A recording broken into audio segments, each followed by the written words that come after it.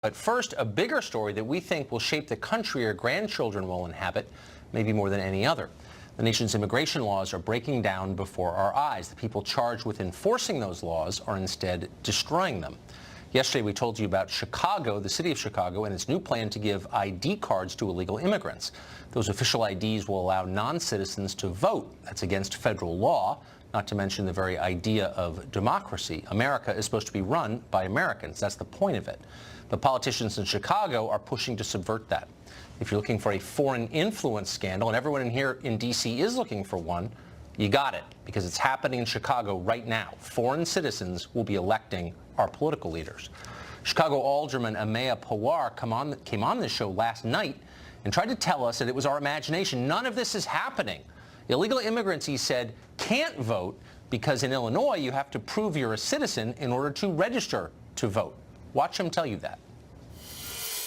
In order for someone to register to vote, they would have to sign an affidavit and present a birth certificate, a passport, a social security card, and potentially this. So you'd still need a second form of ID. So you're saying that in order to register to vote in the state of Illinois, you need to produce evidence of citizenship. Is that your claim?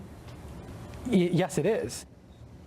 Okay, so we rarely play tape of people who've been on the show when they're not here to respond because it seems like bad sportsmanship. You ought to be able to respond directly to a claim against you. But we're replaying that because it so perfectly crystallizes the dishonesty in our public conversation on the subject. You just heard an elected official look right into the camera and tell you a lie. Not once, but 3 times. That's not true what he said. You do not need proof of citizenship to register to vote in the state of Illinois. We checked. Everyone who lives there knows this. You just need proof of an address and an ID, exactly like the one the city of Chicago is giving away to illegal immigrants. He's encouraging them to take. Informed people who say anything other than that are lying. And they're lying because they want illegal aliens to vote, but they don't want you to know about it or complain. That is called fraud. Meanwhile, in Oakland, California, maybe Mayor Libby Schaaf is taking the side of illegal aliens over American citizens, but maybe to her credit, she's doing it right out in the open. She's trying to sabotage federal immigration enforcement. She issued a public warning to illegal immigrants in Oakland last weekend. She told them of an impending ICE raid so they could go into hiding and avoid federal agents. It's like telling bank robbers the cops are on the way. Who is she protecting by doing that? Well, we have brand new numbers on that question. According to information supplied to this program by ICE, 864 illegal aliens, criminal aliens, and public safety threats remain at large in Oakland. These are exactly the people the mayor is warning before the authorities get there. We'll just give you a couple examples. One is a Honduran citizen who has been arrested multiple times for cocaine trafficking and, by the way, for having sex with a minor. Another, from Mexico, has been arrested and convicted for carrying a loaded gun, for DUI, drug smuggling. Both of these guys have been deported from the U.S. multiple times. They've come back every time. They've been allowed to do that because Democratic politicians want them to stay here because, you know the answer, each one of these people, no matter how revolting, is a potential vote for them. That's the bottom line. Across the country, Democrats have given up on the middle class. They're not trying to fix your problems. They don't care. They don't share your concerns. They're not pretending to. They're the party of foreign voters now, many of them illegal. Democrats argue from the House floor that immigration law, the laws they passed by their body, the lawmaking body, those laws should be ignored or nullified. Anyone who disagrees is shouted down with slurs. It happens on this show all the time. Kansas, for example, has a law requiring proof of citizenship for voter registration. Who wouldn't support that? Non-citizens are not allowed to vote for federal office. Period. It's a federal law. Well, the ACLU is suing. You think they'll sue the mayor of Oakland for siding with MS-13 over American citizens? Don't hold your breath. Chris Kobach is the Secretary of State of Kansas, and he joins us tonight. Mr. Kobach, thanks for coming on. Great to be with you, Tucker. So I just want to be totally clear on this because, and I hate because I really think people ought to have a chance to respond to what you say about them. I'm sorry the alderman's not here, but we had a long conversation with him last night, and he told us 3 times. He said, look, I'm an expert on electoral law in the state of Illinois. You have to prove you're a citizen of the country in order to register to vote. Is that true?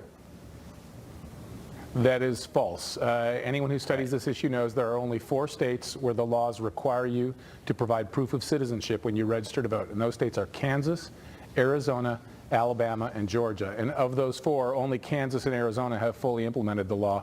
The other 2 states are in the process of starting to implement it. So just to be clear, what you do need in every state is a government ID, a universally recognized ID, and that's the one thing that's kind of hard for illegal aliens to get because they're not supposed to be here. So when government gives them an ID that is sufficient for voter registration, how are they not abetting voter fraud?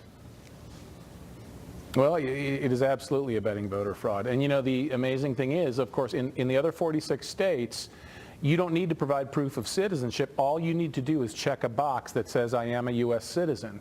And we have found hundreds of cases all over the country. We've had expert witnesses look at Kansas, and it could be as high as 18,000 aliens on our voter rolls. In other states, it's probably in the 6 figures or more. But the point is, people are doing this all the time, sometimes intentionally, sometimes the non-citizens are doing it unintentionally. They can't even read what it is they've just signed, or they didn't pay attention to it, and then they start getting mail from the candidates saying, hey, you're a registered voter, don't forget to vote for me, and don't forget to vote on August 7th, or whatever the date is. So if they're registering and they're voting. But why wouldn't that make a difference in elections? I mean, clearly the Democratic Party is abetting this. They're doing this on purpose. They're printing these IDs at government expense, public expense, giving them to illegals and letting them register to vote. I mean, why is this not an electoral strategy? It looks like that. It certainly looks that way. And it does seem that many in the Democrat Party, hopefully not all, seem to think that it's okay if aliens vote. And yeah, maybe they shouldn't be, but heck, it helps the Democrat Party anyway. Some of them have talked like that, and I think it's appalling. Look, only Americans are allowed to vote in these elections. You win or lose by persuading Americans that your policies are right. The idea that we would try to replace or outweigh American voters by bringing in foreign voters is outrageous. Yeah, that's the foreign influence scandal. So you're in the middle of a lawsuit over something related to this. Yeah. Yeah, so the ACLU has kind of declared war on election security laws like ours in Kansas. And this war is something that is outrageous. They're making ridiculous arguments, like it's an unconstitutional burden for you to reach into your file cabinet at home and find your birth certificate. Or they're claiming that the National Motor Voter Law of 1993 somehow created a special privilege. If you get your license at the DMV, you don't have to prove citizenship, even though the law doesn't say that. So they're crazy arguments, but we're fighting them in court next week. Yeah, well, I hope it's really clear to our audience what the point of all this is, because it is clear. Mr. Secretary, thank you for coming on. I appreciate it. My pleasure. Acting ICE Director Thomas Holman spoke frankly about what Oakland Mayor Libby Schaaf did when she warned of the impending raids in her city. Watch. What she did is no better than a gang lookout yelling police when a police cruiser comes in the neighborhood, except she did it to the entire community. I mean, it's beyond the pale. I've been doing this for 34 years, and this is a whole new low to intentionally warn criminals that law enforcement's coming. John Yoo is a professor at Bolt Law School at UC Berkeley and was Deputy Assistant Attorney General under President Bush, and he joins us tonight. John, thanks for coming on. So I think it's allowed, I think states, my understanding is, do not have the obligation to enforce federal law, but are they allowed to subvert it? No, and I think the Constitution and the Supreme Court are quite clear. Immigration law is the sole preserve of the federal government. And so the federal government has the right to enforce its laws. The federal government can't commandeer or compel state officers to help them, but state officers cannot impede or obstruct federal law. We had a civil war about this. This is what the Civil War was really about, was whether state officials could block national federal laws. So, I mean, not to draw too fine a point on it, but I mean, you often hear the left say this is a fascist administration. If it's such a fascist administration, why aren't they doing anything about this at all? Well, first of all, it's not fascist to want to obey the federal laws passed by the people we elected in Congress. That's the way our system works. If state mayors and state governors oppose the Trump administration's immigration priorities, then our Constitution sets up a system. You go and elect new members of Congress and they change the law. Exactly. Thank you. Thank you for that. So what about, it's pretty clear that the state of California, the city of Chicago, are making it easier for people here illegally to vote in our elections, which is a crime, federal elections. Why doesn't the U.S. government do something about that? Well, I think take the situation mentioned here in Oakland. You also have the situation with Rahm Emanuel in Chicago. You have mayors who are encouraging the subversion of federal law. They are coming very close to committing obstruction of justice. Obstruction of justice is corruptly impeding or obstructing federal officers who are trying to carry out their legal duty. So if the mayor, for example, if mayors are trying to get people to vote who aren't supposed to vote, or as in Oakland, if you have a mayor who's trying to warn people that federal officers are coming to carry out federal law, I think you're coming very close, if not stepping over the line, to obstruction of justice. It sure seems that way. I hope others in Washington agree with you. Thank you for that context. Appreciate it. Sure. Thanks, Tucker. We've got a Fox News alert for you. White House Communications Director and Trump confidant, perhaps his closest aide, Hope Hicks, is leaving the administration. She announced it this afternoon. Chief National Correspondent Ed Henry has been on it since it happened, and he joins us now. Hey, Ed.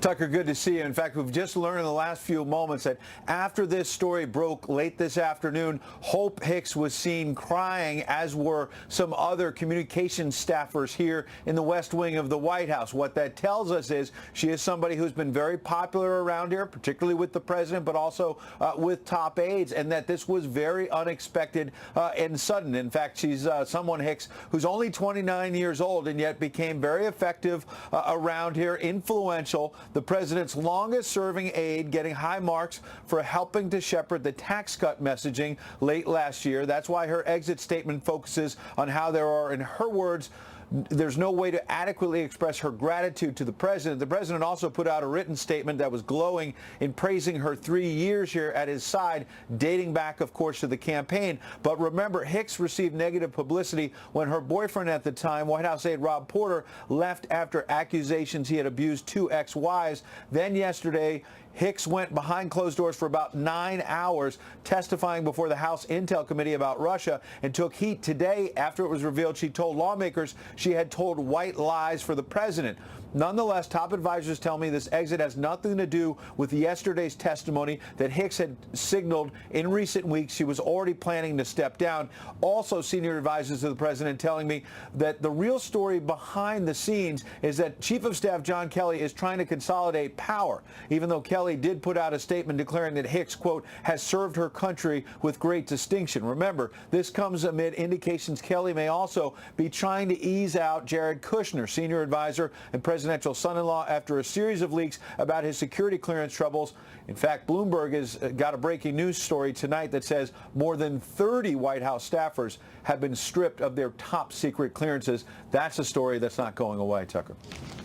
No, it's not. Ed Henry, thank you. Good to see you. We've also got, as if there wasn't enough news, more breaking news about the police response to the high school shooting in Florida. New exclusive information just coming into Fox. We're going to tell you in just a minute when we come back. Also, is Google working with a left-wing group to decide what you can see online? Short answer, yes. Long answer, straight ahead.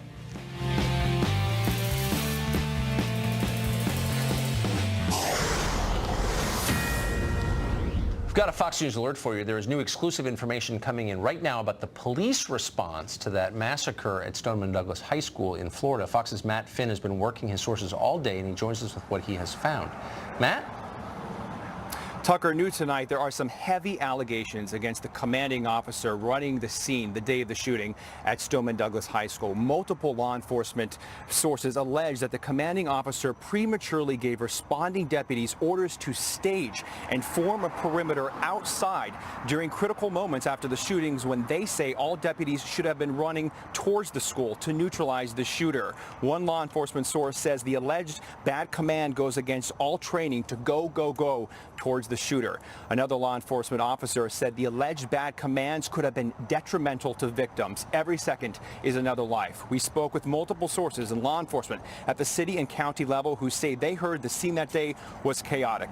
The Broward County Sheriff's Office active shooter policy indicates the first priority for responding deputies is to enter the structure to preserve life. Staging and a perimeter apparently not listed as a priority. All of the sources' allegations seem to be backed up by a copy of the dispatch call log from the shooting that day obtained by Fox News, which appears to indicate several commands for deputies to stage or form a perimeter when calls were still going across the radio that the shooter's ID and whereabouts were not known. what a source calls still a very active situation. However, at least 2 law enforcement sources we spoke to say the state's investigation into the timeline that day will reveal if the calls for deputies to stage outside was the right call, because staging eventually has to happen at every scene.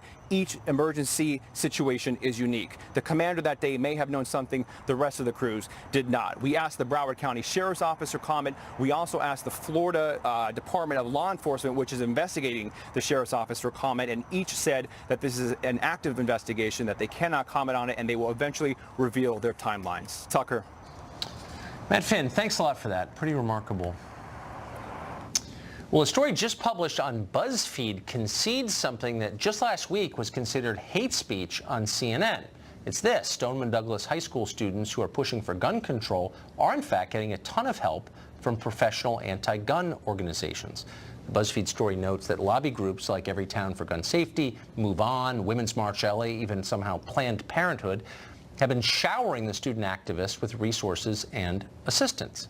Now, obviously, they're within their rights to do that, and we don't doubt the sincerity of anyone involved. We generally think people believe what they say they believe. We take them at face value. But that doesn't mean the rest of us can't say what we believe, especially when it's obviously true. For example, of course these kids, fresh from the most traumatic event of their lives, were likely getting help for some very ideological adults who'd swept into town to make the best possible political use of the moment. That was immediately clear to anybody who's ever been around politics, obviously. Sheriff David Clark and a number of other people basically said that, and they were immediately savaged by our moronic pundit class as immoral ghouls who shouldn't be allowed in the public conversation. But it looks like Sheriff Clark and the rest were pretty much right. Is anyone going to issue a correction on that? We're waiting for it. Well, Google is policing the content posted to YouTube, and they're using a thoroughly discredited left-wing group to do that. Google is creating a group of trusted flaggers who will help the company monitor alleged extremist content on the website. One of those trusted flaggers is not trusted at all. It's the Southern Poverty Law Center. It's not an expert on the South or poverty or the law. John Stossel recently explained the truth about this group in an amazing report. Here's part of it. The Southern Poverty Law Center, based in that building in Alabama, calls itself the premier group monitoring hate groups. Looking at their map of such groups, you'd think America was consumed by hate. I once believed in the center's mission. Well-meaning people still do. Apple just gave them $1 million. But what donors don't know is that today the center smears people who don't deserve to be smeared. The Southern Poverty Law Center now lists people like Ben Carson, Laura Ingraham, and Jeannie Pirro as extremists. But it doesn't list Antifa, the hate group that beats up people on the right. The center's become a hate group itself. It's now a left-wing, money-grabbing slander machine. It's a hate group. It is a hate group, too. Let's just be honest about that. Eric Schiffer is a tech entrepreneur, and he joins us tonight. So, Eric, you follow this stuff closely. How did the Southern Poverty Law Center, which is wholly discredited and wholly political, wind up policing content on the most powerful company in the world? How'd that happen? You know, it's hard to understand. I think what was going on, Tucker, is that YouTube, in essence, was trying to be inclusive in their mind and really trying to have an optical perspective that they were being and doing everything they could, because they were taking a lot of heat from people saying they weren't doing enough to stop ISIS and extremist groups. Right. So that's what led to this. But it's just too far. I mean, I can't imagine how they can have this group. And really, in my opinion, more should be done, and a lot more. So, I mean, for people watching at home who think that Southern Poverty Law Center sounds like a legitimate group, give us an example of the people or movements or websites they have deemed out, beyond the pale, haters, extremists. Who have they called that?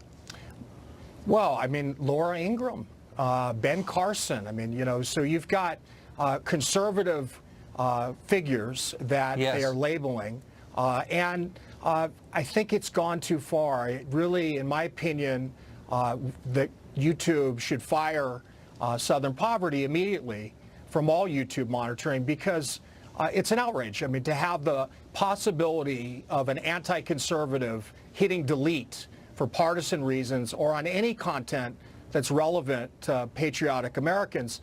And I think Google really needs to be, and YouTube, be transparent. I mean, moving forward to monitor content and have a no policy related to anyone that has any political affiliation or any reputation for being partisan. And I think also there really needs to be an apology to patriotic Americans that use YouTube for this gross oversight and unfair process that's really done not with any kind of disclosure in the choice of using Southern Poverty for the monitoring of content. It just doesn't make sense. And frankly, it opens up a bunch of things. I mean, when they're doing this to conservatives, what else are they doing it to? Well, that's a great question. We don't know because, of course, it's totally opaque. And by the way, whatever happened to saying what you think is true, even if people don't like it? But I guess that's passé. Eric, thank you. It's great to see you tonight. Thank you, Tucker. My pleasure. Well, a suspect accused of hacking computers in Congress, perhaps taking classified information, was caught trying to flee the country, and the FBI let her go. That happened. Why? That story's next.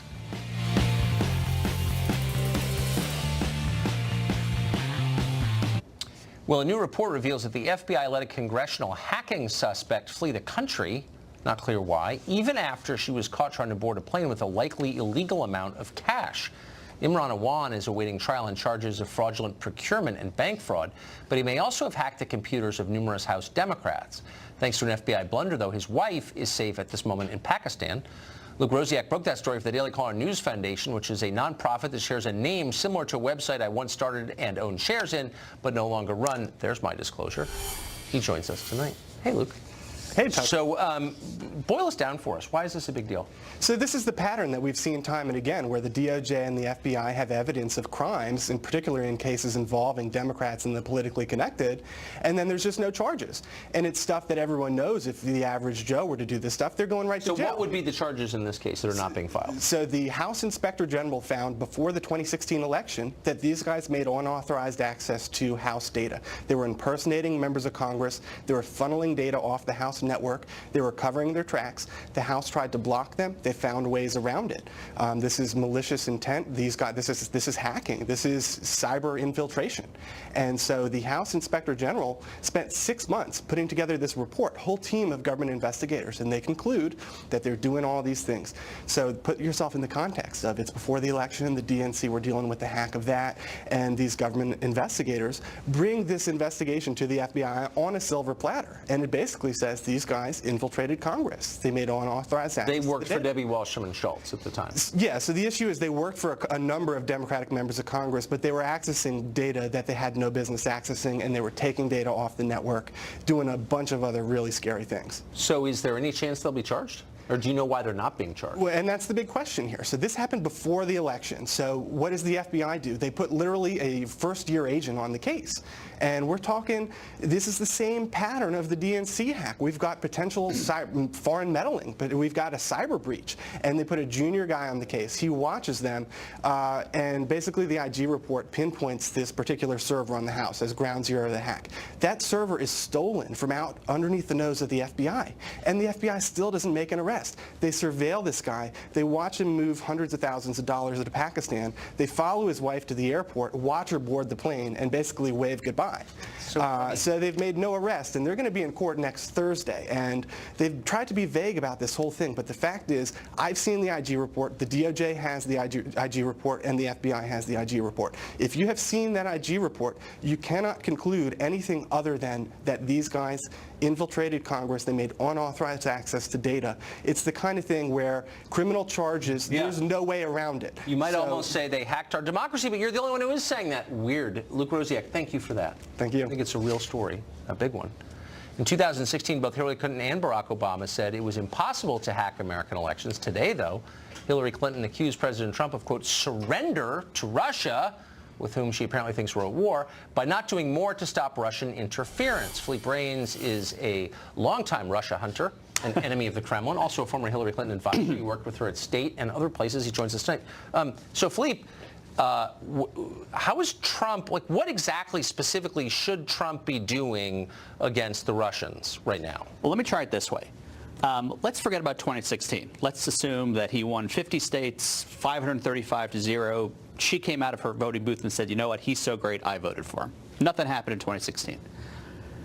Let's assume for a moment that Donald Trump's CIA director, his director of national intelligence, and his director of the NSA testified before Congress and told him, presumably, that North Korea was attempting and planning on disrupting our elections in 2018 as a precursor to 2020. And they were doing so with the intent of disrupting the incumbents, and they might hurt House members who are incumbents. What conversation we would be having then? I guess I would. Here's, like, I've been here most of my life. I don't really care what a lot of people in Washington State because they're dishonest and stupid. Well, for a moment, let's stipulate. You know, you really telling me that Russia, which has a contracting economy and population and position on the world stage, a single military base outside its own borders, is a graver threat to the United States than China, or even in the same Well, first off, I don't think it's whack-a-mole. They could both be significant adversaries. We're not talking at all. We're sucking up to China.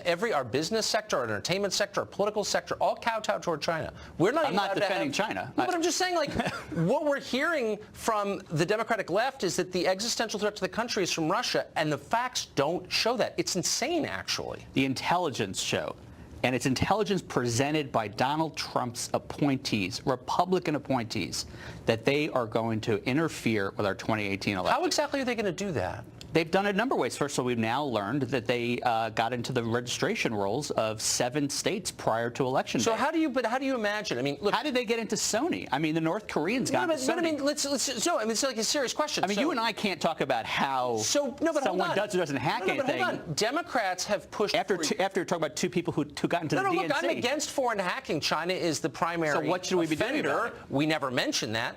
Democrats have pushed for years online voting because they think it will increase their share of the turnout because it makes it easy and their voters don't like to get out of bed and go to the polls. So how can they still... I'm nodding, but I don't agree with you. Okay, but how can they still be pushing for online voting if we face this hacking threat from foreign countries? Why wouldn't we just use paper ballots? I don't think this is as simple as online voting. Who in the United States... That's not more vulnerable than paper ballots? Who in the United States is in charge of protecting us against China? Interfering with our elections, even if it's hard, even if it's going to fail. Who's in charge? Well, presumably you would think our captains of industry, of entertainment, Silicon Valley, our military, our Who's in charge of fighting opioids? I don't know. I mean, Kellyanne Conway. Okay. Look. Why wouldn't there be a White House coordinator? But what would he do? I guess that's what I'm saying. Or she. Okay, well, I'm actually using the broadly accepted pronoun that can stand for either one. But let's just say it was Mike Pence for a moment. Right. What he would do is he would do a number of things. First of all, he would take a whole-of-government approach.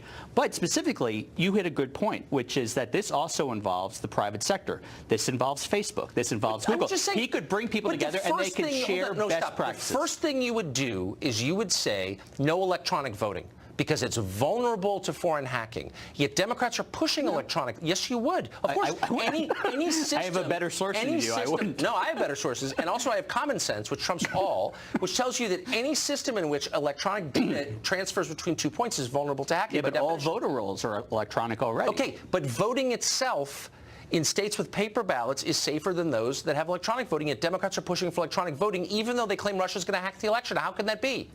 I think we were talking about No, we're talking about the same thing. No, we're talking about the same thing. Oranges. Our democratic vulnerabilities. That argues for the next 100 years to use paper as opposed to making sure our voting systems are. Oh, because I gave you a specific thing that we can do to harden our democracy, and you laugh because it might hurt Democrats. I didn't laugh. You said it's the first thing I wanted to do. It's the obvious thing, but no one wants to do it. But let's set aside hacking. Let's just use the word screwing around or interfering. 20 seconds. Hit me with it. If it's interfering. Yeah. Let's just say they can't do it. Let's just say they're bad at it. Let's forget about 2016. I know you got the people over here in the Nothing Burger camp, and you got the people over here in the Double Whopper with cheese camp.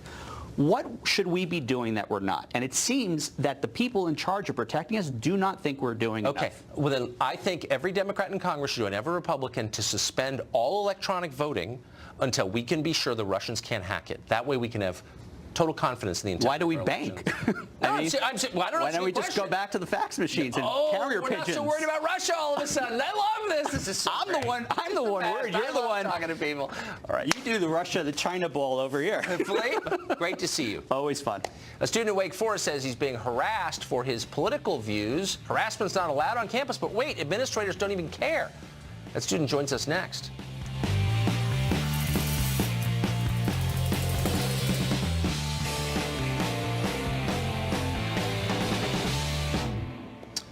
Universities are obsessed, they say, with stamping out harassment. They've got whole programs dedicated to that. But not all harassment. Some is fine, it turns out. Ryan Wolf is a student at Wake Forest University in North Carolina. He says he's faced repeated harassment, verbal and racial harassment, for his views. School officials, though, say they're not going to do anything about it, probably because they don't like his views. Ryan Wolf joins us tonight. Ryan, what happened? Thanks for having me on, Tucker. Thanks. So back before the 2016 election, we had a panel talk that was hosted by the College Republicans, Wake the Vote, and the Wake Forest Review, which is the conservative publication on our campus. And kind of before, during, and after this event, there were messages about me on social media and in group chats, and that were kind of trying to intimidate me. And then after the event, I was handed a box of saltine crackers, and in a group chat during the event, a student photoshopped my face onto a cracker. And so our school has fairly strict verbal abuse, harassment. And by the way, just to pause, I assume rules. that's a slur against your ethnicity, correct? Yes, that's how it was intended, absolutely. And so we have pretty strict rules about harassment at our school, which clearly don't abide by the First Amendment. But we are trying to hold all students to the same standard. So I reported the conduct actually at the behest of one of my professors who used to be an MSNBC host, Melissa Harris Perry. And so I sent in these reports, and the university basically, after several weeks, gave me these options, and I asked to press charges, kind of open a school judicial case against the students who handed me the box of crackers and photoshopped my face onto a cracker. Then after several weeks, I was told, in many words, because our dean of students, Adam Goldstein, really isn't a frank person, that President Trump's election somehow justified their behavior, even though the incident happened before Election Day, and that if I brought a judicial case, it would make things worse for me. We were heading into finals week at the end of the semester. I just wanted this to be over. Wait, so Adam Goldstein, who's the dean, Dean Goldstein said, I just want to make sure I'm not mischaracterizing this, said that the president's election somehow justified this attack on you? Yeah, he doesn't say things in short sentences like that, but what I took away from that part of the conversation was that he was trying to justify their behavior because it was a response to the election of President Trump. I don't even know what to say. What was it doesn't your make response any to that? sense. No, it doesn't. And I assume that they would never put up with this. If you'd been a different kind of person, this would have been swiftly punished, I assume, right?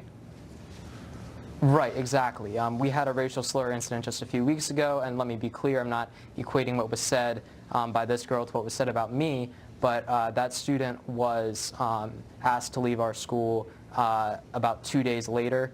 This took several weeks, and they wouldn't even open a judicial case about harassment, even just kind of leaving the race part out. So Dean Goldstein didn't say in that case, well, Barack Obama was elected president, 9 years ago. So it's sort of understandable that people might do that. That wasn't the excuse he gave in that case, I assume, right?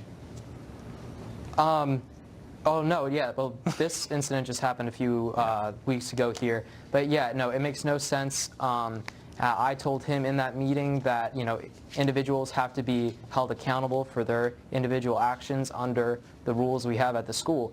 And, if I had it my way, we would just abide by the First Amendment and we wouldn't have all these rules. But right, if no, we're going to have these strict, if we're going to have these strict rules in this bias reporting system, then everyone needs to be held accountable the exact same way. Ryan, I really appreciate how brave you are to come on and how clearly you express that. And in a way, you're a credit to Wake Forest because you're impressive, but the school is obviously not living up to its own standards. So thanks for telling us about it. I appreciate it. Yeah, thanks for having me on. Students as young as 5 years old in Delaware may soon be able to say they're changing their gender, their race, without even letting their parents know. And the school will protect them in that against their parents. Amazing story. Next.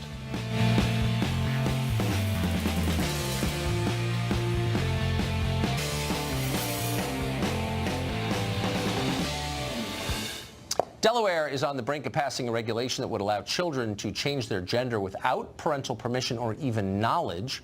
Regulation 225 would order all schools to let kids pick their bathroom, locker room, sports team, preferred name, regardless of their biological gender. The regulation would also let students choose their own race, and if the school wishes, parents will be told nothing. Mark Purpura is president of Equality Delaware Foundation, and he joins us tonight. Mark, thanks for coming on. Hi, Tucker. Thank you for having me. So we don't let kids really make any decisions without their parents because their parents are in charge of them. Why would they be encouraged to make a decision this profound without letting their parents know? Well, Tucker, the regulation doesn't encourage children to make any decision. It simply allows them to identify their gender or their race for school records purposes. The school is permitted under the regulation to seek the permission of parents before they make that change.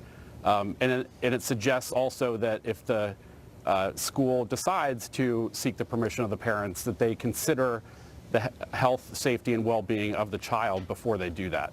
The sad reality, Tucker... But hold on, but the school is not the parents. The teachers didn't give birth to the child, haven't raised the child. How could teachers justify not telling parents why are they not required to tell parents immediately?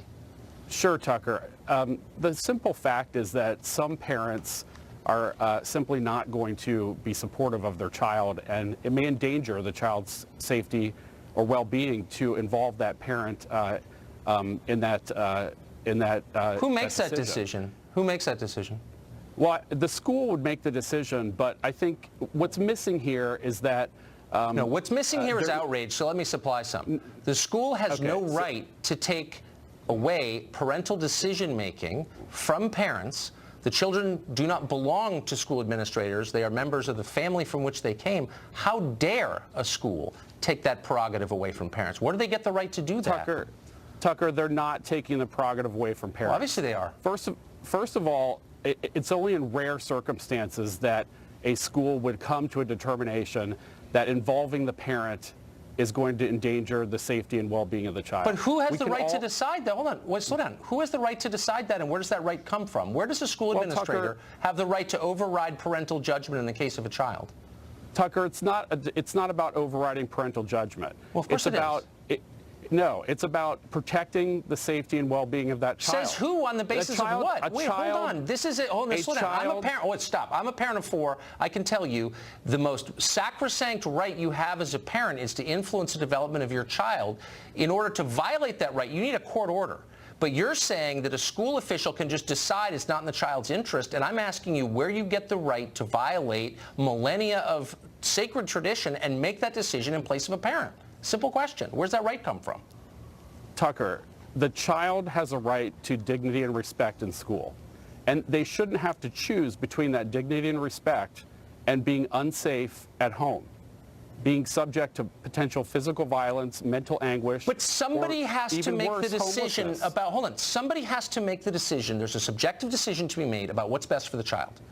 And that decision is always made by parents unless a court determines that the parents are unable to make the right decision. It takes a court to do that. Tucker, yes. Yes. We send children to schools, and administrators and teachers make those decisions every day.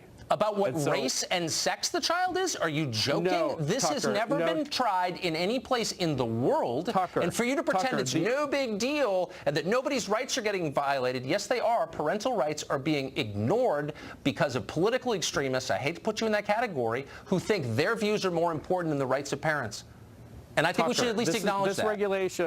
This regulation is similar to policies that have been implemented across the country. In Oregon and Washington and Massachusetts. Oh, going back like about 6 months. This has never happened in human history. We didn't used to believe 3 years ago that you could change your sex or your race. So this is all brand new. So at least pay me the compliment of acknowledging this is brand new. This has never been tried. It's not brand new. Yes, Tucker, it's not brand new. Changing your race is an old thing. Well, how far back does that extend? Tell me the history. Is that in British common law? Like, what are you talking about? It's not changing your race, Tucker. It's identifying your race.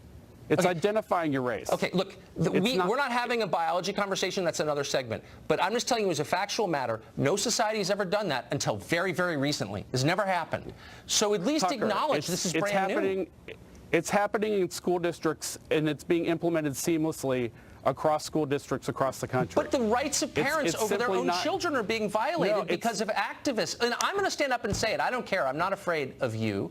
And I think it's fair to say that parents are losing their rights in this over their own children.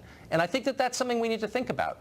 I'm sorry you Tucker, I disagree. think that we are on the same page that parental involvement is very important.